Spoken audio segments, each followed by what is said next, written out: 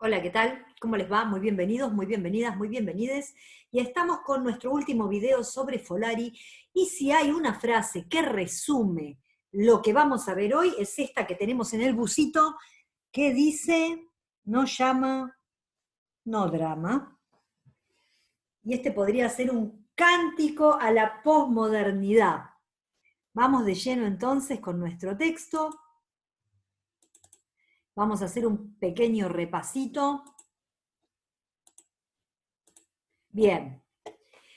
Estas imágenes, de alguna forma, buscan resumir lo que significaría la posmodernidad en Latinoamérica, que en palabras de García Canclini, que lo vamos a ver muy pronto, va a tener que ver con la hibridación cultural. Esta es la categoría que Canclini inventa, produce, construye en los años 90 para pensar esta mezcla de moderno, atrasado, pobreza y a la vez última tecnología, y cómo el mercado nos hace tejer algunos deseos en esa imagen que trágicamente fue llamada esa imagen Black Barrow, por los BlackBerry de los primeros celulares. Creo que es como un buen resumen. Quédense con estas imágenes para acompañar cada una de las explicaciones que vienen en lo sucesivo. ¿Cuáles son las categorías centrales del texto? Ya las sabemos. Modernidad, posmodernidad, modernismo, posmodernismo y modernización. Ya hablamos bastante de tres de ellas, que las vamos a volver a resumir para retomarlas. Modernidad, dijimos que Folari nos invitaba a pensar en esta categoría a través de dos periodizaciones. Una larga que iniciaba al fin del medioevo y que su radicalización, todo lo que se iniciaba en esta época, se podría sintetizar, digamos, en lo que ocurre a través del siglo XVIII, del iluminismo, y que da lugar a las revoluciones francesas y a la revolución industrial a través de la cuestión de la dimensión técnica, y que explota, digamos, y toma forma en el siglo XIX fundamentalmente, y hasta ciertos momentos del siglo XX que vamos a analizar enseguida, con estos tres ejes que conversamos en los videos anteriores: Estado, Ciencia, Mercado. Y nosotros vimos ya muchísimos textos para pensar todo esto. De hecho, toda la unidad 1, 2 y parte de la 3 tiene que ver con estas discusiones. La modernización va a ser justamente el proceso para que aquellos grupos adentro de las sociedades modernas y o continentes enteros que a la vista de estos países centrales modernos, dígase Europa, y más tarde dígase Estados Unidos, están mirando a los otros como carentes de esta modernidad. Entonces, para eso hay que modernizarlos. Todos los préstamos que en los años 60 hacen los organismos internacionales, por ejemplo a Latinoamérica, sobre todo lo que hay después de la posguerra, ¿no?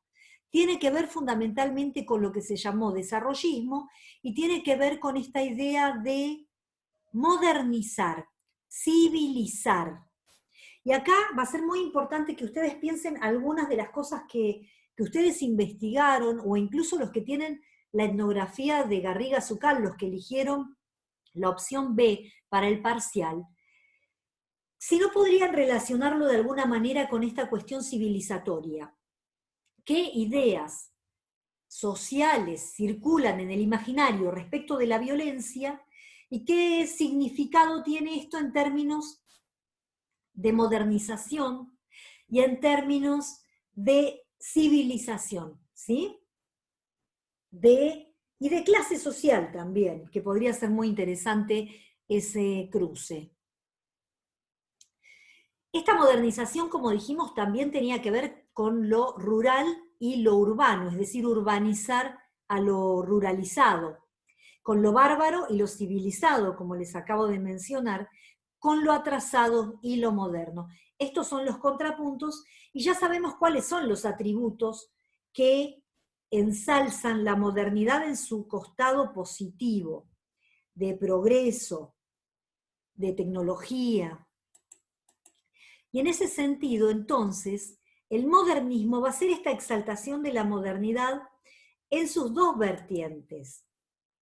Por un lado, dijimos que había una fuerte crítica, que a la vez esta crítica se transformaba a sí mismo en un parámetro moderno, en el sentido de que anulaba lo anterior, desacreditaba lo anterior, deslegitimaba el modo en que se venían haciendo las cosas y se proponía cada vanguardia a sí misma como el mejor modo de hacer las cosas en ese momento.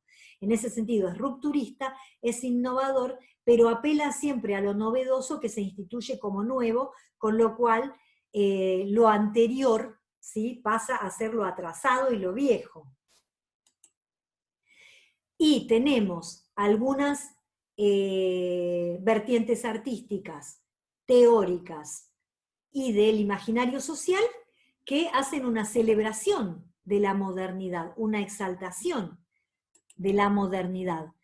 Y eso podríamos sintetizarlo con esta idea de progreso. Pero también vimos, y nos encargamos durante 2 videos de mostrar cómo esto ocurre en el siglo XIX y en el siglo XX, también hay una valoración crítica de las vanguardias, también de las teorías, ¿sí?, respecto de estos aspectos de lo que producen los estados nacionales, por ejemplo, en términos de guerra y de confrontación, en términos de ahogo de los particularismos preexistentes a los estados nacionales, en términos de homogeneización, en su articulación con el capitalismo en términos de producción de sociedad disciplinaria y de sujetos disciplinados que vayan a trabajar y se articulen de esta manera en el sistema, en el costado represivo de no dar lugar a la expresión, en el tipo de persona que propone, que valora más la racionalidad instrumental y la razón que otras dimensiones, y lo vimos fuertemente con el tema de la literatura en el siglo XIX y en el siglo XX. Y lo que pone en juego acá, así como tenemos una palabra para pensar la actitud celebratoria de la modernidad, hablando del progreso, tenemos una palabra para hablar de la valoración crítica a la modernidad, que es la deshumanización, la alienación,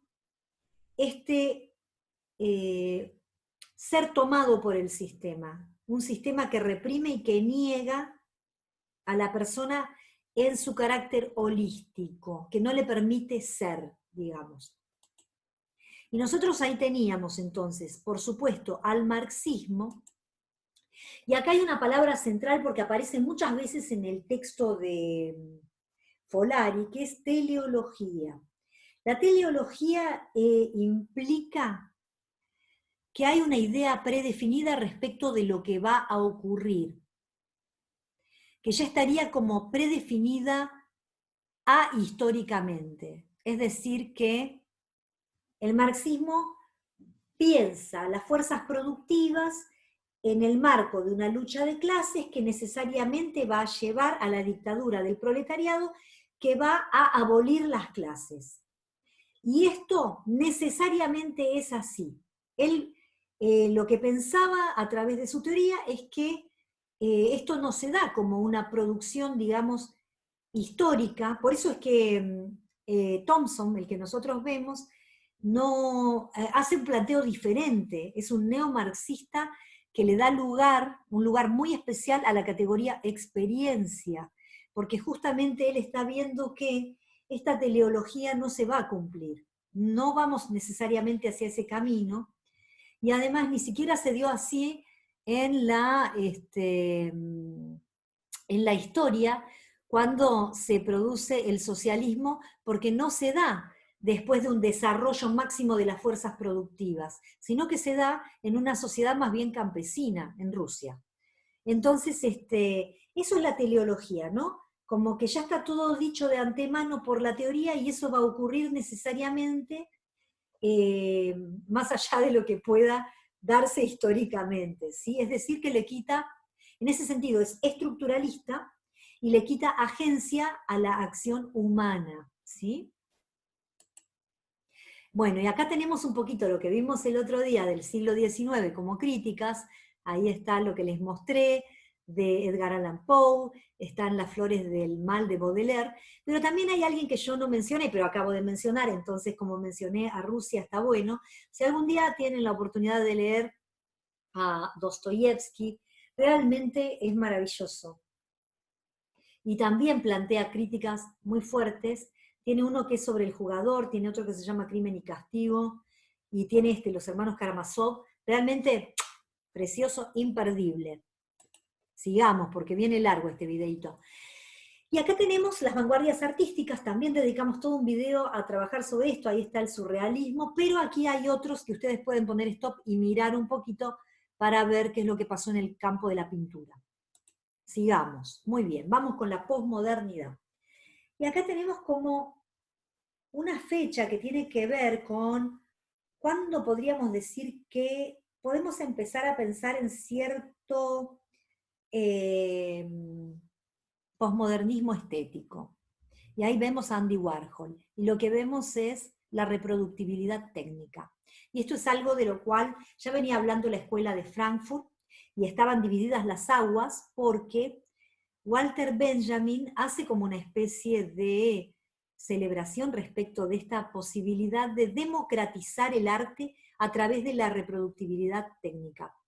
Y un poco yo lo que les quise mostrar el otro día con todos los objetos del primer video, era justamente esto, cómo el mercado hace posible, a través de esta reproducción, una cierta vulgarización y democratización de las obras de arte como formas de consumo cotidianas. ¿Sí? Cuando un pedazo del cuadro del Bosco se transforma en un pañuelo para celebrar los 500 años, y ese pañuelo puede estar puesto en lo cotidiano, está siendo desterritorializado de su sentido original, pero también está siendo democratizado de alguna manera. Bueno, y ahí tenemos otra palabra que va a ser central para la posmodernidad, que es kitsch, que ahí vemos algo que mezcla una serie de significados múltiples, ¿sí? Sería algo así como de tan feo llega a ser lindo. Lo kitsch tiene esta cuestión de llevar al extremo del ridículo algunos objetos y darles así un nuevo sentido. Y bueno, nos vamos a detener. Versace, por ejemplo, podría ser un ejemplo de algo kitsch, de lujo, ¿sí? Es como esa mezcla, esa articulación estoy hablando, ¿sí?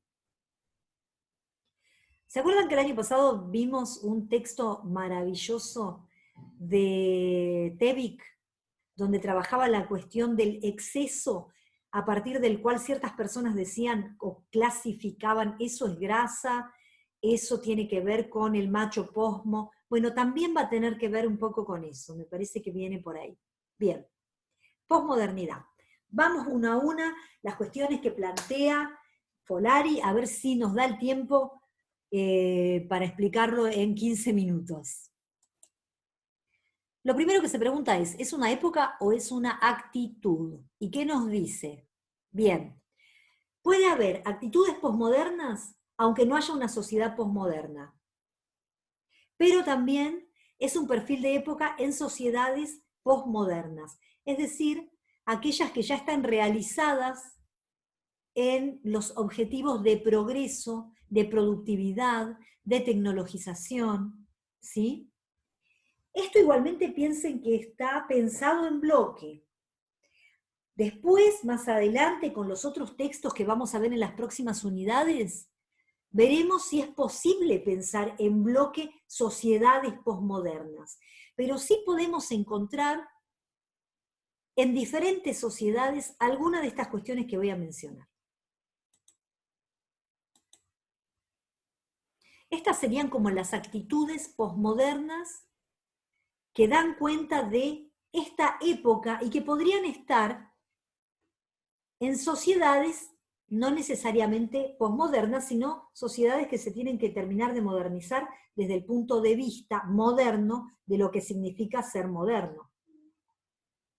Recuperación del cuerpo. Esto viene en oposición al tema de la racionalidad. ¿Sí? Si antes teníamos una perspectiva que decía mente-cuerpo, mente mejor que cuerpo, ahora lo que hay es una exaltación del cuerpo, pero también un sentido holístico de la persona, es decir, somos una totalidad. Esto es una forma diferente de ver a la persona, no como dual, sino como participando de, podríamos decir, mente, cuerpo, inteligencia, deseo, relacionalmente, por ejemplo. Eso es una perspectiva holística. El holístico viene como de una perspectiva totalizante, ¿sí? Las actitudes que tienen que ver con recuperar el goce, la sexualidad, el hedonismo y las sexualidades.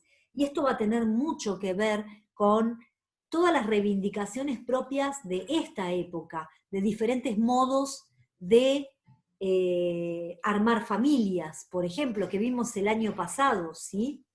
Estas reivindicaciones, por ejemplo, vinculadas con llegar a legitimar el poliamor, que es algo que todavía no está legislado. Esto va a tener que ver con estas actitudes posmodernas, porque rompen con estas ideas unívocas, dogmáticas, de pensar de un modo único. También otras formas de la sexualidad, como por ejemplo los que hicieron, o sea, estoy hablándole ya pensando en los parciales, los que hicieron trabajo de campo con sadomasoquistas. Acá también hay una recuperación del goce y de buscar formas de legitimación de una sexualidad que pareciera no ser la hegemónica. Nosotros la última unidad temática está dedicada justamente al análisis del tema del sadomasoquismo, pensado a partir de 50 sombras de Grey, y de lo que significa un bestseller en términos de Eva y Lu. Hedonismo quiere decir goce, placer, ¿sí? Como poner por encima el placer, y en este sentido también rompe con la alienación, ¿sí? Porque este hedonismo por encima de la cuestión del sacrificio va a romper con esta idea de trabajo en el sentido moderno. Y nosotros tenemos un texto que vamos a ver muy pronto, que se llama Trabajos de mierda, de Greber, que está pensado justamente con relación a esta dimensión. Necesariamente tenemos que realizarnos a través del trabajo.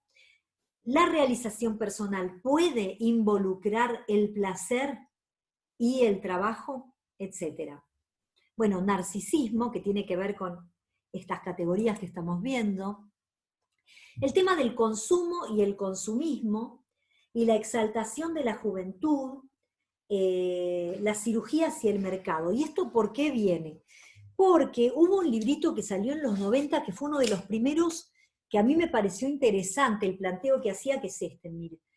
Escenas de la vida posmoderna, intelectuales, arte y videocultura en la Argentina, de Beatriz Arlo, y acá se mostraba la importancia que ya estaba adquiriendo en este momento la cuestión de las cirugías y la ponderación de la juventud eterna como un modelo que recupera el cuerpo, pero lo recupera mercantilizado.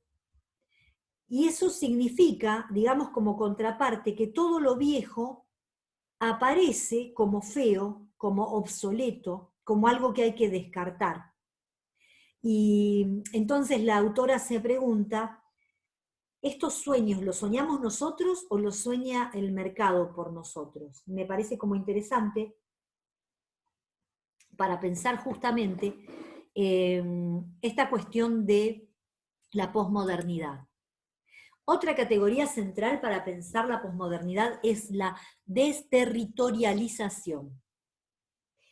Y ahí tenemos un primer sentido. La desterritorialización tiene que ver con algo que era de un lugar, se trasplanta en otro, se reterritorializa, ¿sí? Pierde su sentido original y se actualiza en otro contexto y por lo general se apropian otros grupos de otros sectores. Por ejemplo, todas las prácticas nueva era. Una cosa es el tipo de meditación que pudieran hacer los monjes budistas en Oriente, y otra es el camino que recorren esas prácticas cuando se transforman en una práctica comercializada, vamos a suponer el yoga, o sí, la meditación, la respiración, en Occidente. Pensemos también en prácticas, bueno, hubo otros años en los cuales hubo un estudiante que hizo un trabajo maravilloso sobre Jodorowsky y sobre la psicomagia, que articula justamente la dimensión mágica que podríamos pensar vinculada con estas cuestiones de atraso, con el psicoanálisis en acción, ¿sí? Ahí tenemos otro ejemplo de desterritorialización de conceptos deconstruidos y reconstruidos en un nuevo marco de referencia. Estoy tratando de pensar en ejemplos que dieron ustedes. Sí, me acuerdo ahora del budismo, por ejemplo, pero también creo que algunos hicieron con el arte de vivir, por ejemplo, y entonces podríamos pensar en Sri Sri Ravi Shankar y qué ocurre eso cuando se lleva a estos nuevos espacios. Algunos hicieron también, me acuerdo, sobre la pedagogía Waldorf, y ahí también está bueno pensar cómo es la articulación, ¿sí? Si hay un proceso de reconversión o de desterritorialización cuando se lleva a nuevos contextos en el Estado moderno nacional argentino, ¿sí? Etcétera. El proceso de personalización. De esto, ¿saben quién va a hablar? Es el eje de este texto. Miren, Lipovetsky. Este texto se llama La Era del Vacío, ensayo sobre el individualismo contemporáneo, y acá se dedica durante un capítulo entero a pensar los procesos de personalización. Es decir que, si bien antes nosotros estuvimos viendo el otro día justamente en la canción de The Wall, nosotros teníamos un proceso de homogeneización. Y este autor va a decir que lo que caracteriza a la posmodernidad justamente es lo contrario, la personalización, la customización, que cada vez seamos más protagonistas en ese sentido de las experiencias por las cuales vamos a transitar y apropiarnos de procesos que tienen que ser y parecer únicos, diseñados para nosotros, para cada uno de nosotros. La seducción del pospanoptismo, ¿qué sería esto? Viene de la mano con el concepto anterior, justamente. A diferencia de lo que habíamos visto con Foucault de la sociedad disciplinaria, jerárquica, autoritaria, en la posmodernidad la idea es persuadir, que las personas encuentren placer en lo que están haciendo, aunque ese hacer sea absolutamente productivo y sea útil al mercado y a los engranajes sociales. Porque todo esto va a ser posible, la reproducción social, en el marco del modo de producción capitalista. Pero no lo va a hacer de un modo autoritario, sino que se va a plantear esta seducción. Y el pospanoptismo justamente tiene que ver con esta idea de sonría, lo estamos filmando, ¿no? Estamos filmándolo, pero la idea es que cada vez más nosotros participemos de este mostrar la vida cotidiana y darle de alguna manera legitimidad, y este estar siendo vistos en realidad ahora es algo deseado, ¿sí? Piensen como este panóptico, pero al revés, en realidad todos queremos los 15 minutos de fama, ¿no? De los que habló Warhol. Individualismo. Acá está pensado no como una cuestión peyorativa, sino justamente como este proceso de individualización. Este individualismo de alguna manera podría atentar contra las formas comunitarias, ¿sí? Pero este individualismo en la posmodernidad está pensado también como mi pequeño grupo de referencia con el cual compartimos algunas cuestiones en común. Y esto es interesante porque a veces ese compartir tiene más que ver con todos los que nos gusta Alicia, por ejemplo, ¿sí? Y participar de los fans de Harry Potter a nivel mundial o a nivel nacional. Por ejemplo, la otra vez hicieron hace poco el encuentro, ¿no? Y viene gente de todo el país y se encuentra, y por ahí me acerca más este compartir con personas que comparten una misma práctica, un mismo gusto. Tengo más que ver con estas personas en términos de identificación que con mis vecinos, por ejemplo. Y ahí es muy interesante porque eso sí muestra una diferencia radical respecto de lo que habíamos visto que pasaba, por ejemplo, en la Edad Media con los vecinos, ¿sí? En ese sentido, me parece que podríamos pensarlo, y ustedes hicieron trabajo de campo con cosplayers, con personas que se dedican al anime, a las historietas, eh, personas que participaban en las ferias medievales. Bueno, tenemos un montón de ejemplos que tienen que ver con este tipo de vínculos, ¿sí? Y vamos ya con esta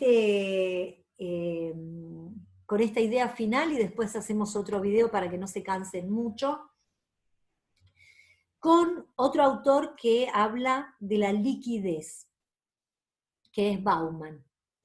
Nosotros vamos a leer un texto de él sobre el consumo y el consumismo, pero él tiene otro que sé que les gusta mucho a los estudiantes de psicología, que es el de amor líquido. ¿Y qué tiene que ver esta liquidez? Esta liquidez sería como una especie de liviandad, de descompromiso en las relaciones, algo así como también la cuestión más estentórea, ¿sí? De relacionarse. Digamos, hay una diferencia generacional, por ejemplo, con los abuelos que por ahí estaban toda la vida, elegían una pareja y se quedaban toda la vida con esa persona, aun cuando tuvieran dificultades y tuviesen que soportar situaciones realmente trágicas. Y lo que nos muestra esta nueva época es una legitimidad de poder volver a relacionarse y tener muchas experiencias en la vida. Y Lu va a decir que en estos momentos somos acumuladores seriales de experiencias sexuales y relacionales. Algo así es lo que está diciendo Bauman. Esta flexibilidad, fíjense que cuando hablamos de los cambios que se dieron en el capitalismo después de los 90, hablamos de flexibilización laboral, flexibilidad de poder cambiar de un trabajo a otro, flexibilidad de poder cambiar y pasar de una historia de amor a otra. Eso es un poco esta liquidez de la que habla Bauman, que sería lo contrario a lo sólido. Y podríamos terminar entonces aquí con una frase más moderna que posmoderna, que es: ¿todo lo sólido se desvanece en el aire? Bueno, eso para terminar, y después seguimos con otro video. Pensé que lo íbamos a poder hacer en uno, pero no. Vamos a continuar con un poquito más sobre posmodernidad, pero por ahora dejamos acá. Muchísimas gracias, nos vemos en el siguiente videito.